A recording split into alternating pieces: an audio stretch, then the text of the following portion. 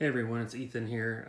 Today I'm going to show you the next year in the Mariners living set and the Topps 1987 design that I've been working on. Thanks to everybody for watching the original video, which described the set and looked through the whole 1977 set. I got a lot of good feedback on that, so I really appreciate it. So if you want to see the other video and you haven't seen it yet, check that out. But this is talking about the 1978 set. If one thing that I forgot to mention in the other video was that in this Mariners living set, there's only ever going to be one card for every player who played on the team. So even though Ken Griffey Jr. played a lot of years on the Mariners, he'll only get one card in 1989 because that was this first year on the team. And so every year I'll only add new players for that year. So that's why this is 1978 set and there's so few cards, because these are the only players that were added from the team from 77 to 78. Some players were removed in 78 that were on the 77 team, but these are the new players. And that's basically how the set will work. So there'll be one card for every player and one card for every manager. So in the 78 set, so the 77 set had, I think, 44 cards, which will probably be one of the bigger years, or the biggest year, because that was the first year of the Mariners. 44 players or 44 new people. And then 1978 will probably be one of the smallest years because they didn't really have a whole lot of turnover. It was a new team, so they kept all the players that they drafted for the most part, at least one more year to just see how they would pan out. So we'll just start here and take a look. So Jim Todd, and just like on the other ones, I have just some, it says 78 now. Starts with card number 45. Logo stayed the same, played with Seattle in just 1978, and it'll have some facts. And so that's that. Tom Brown. He only pitched 13 innings in his MLB career, all with Seattle, just in 1978. Shane Rawley.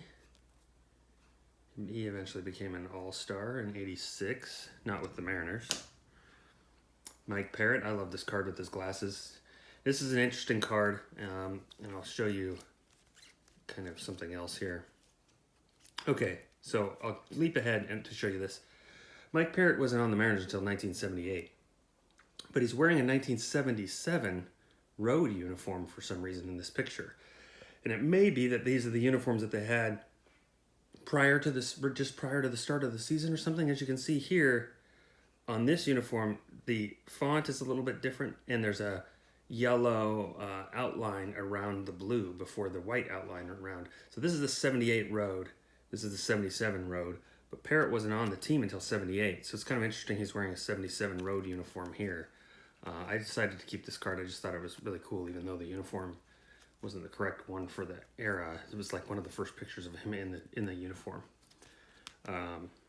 He was nicknamed Bird, of course. His last name's Parrott. Bob Robertson, John Hale, Charlie Beeman. This is actually Charlie Beeman Jr. Charlie Beeman Sr. played for Baltimore from 56 to 58. But he just went by Charlie Beeman, not Jr., when he was playing. Jim Colburn. He was an all-star in 73 and pitched a no-hitter in 77, year before he came to the Mariners. Some of these pictures were taken from the actual Topps card that they had. Most were not. Like, this is an action shot. Again, just like in 77, it was hard to get action shots in 78 as well that were in color. It starts to get easier as the years go on, but in the early years, it's very difficult. So this is Leon Roberts. He was the best player on the team in 78, sorry. And he hit 301 that year out of 472 at-bats and hit a grand slam on opening day. So he was kind of the Mariner star in 1978.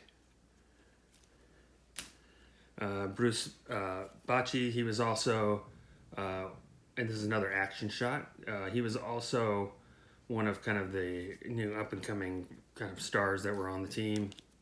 He was an all-star in 79 the next year, and he batted .316 with 100 RBIs in 79 as well on the Mariners. And Tom Machurik, another one of the kind of more recognizable names at the time on the Mariners there. 78 to 81. He was an all-star in 81. He was nicknamed Wimpy by Tommy Lasorda because when they went out to order steaks at a steakhouse restaurant, he was the only one who ordered a burger. So Tommy Lasorda called him Wimpy, and the name stuck.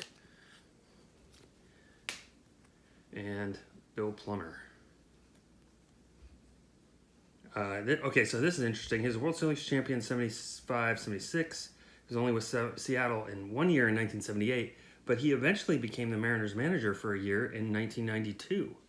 So this may be the only player who also has another card in my living set.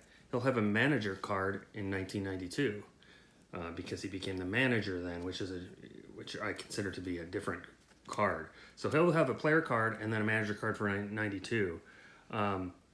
And what's interesting is in the Topps 1987 set, Pete Rose had a player and a manager card as well, but that was because he was a player and a manager at the same time. Now, Bill Plummer was a player in 78 and a manager in 92, but just an interesting fact. So 79 is coming up next. It'll have a lot more cards, and I'll continue to make videos. Thanks for watching.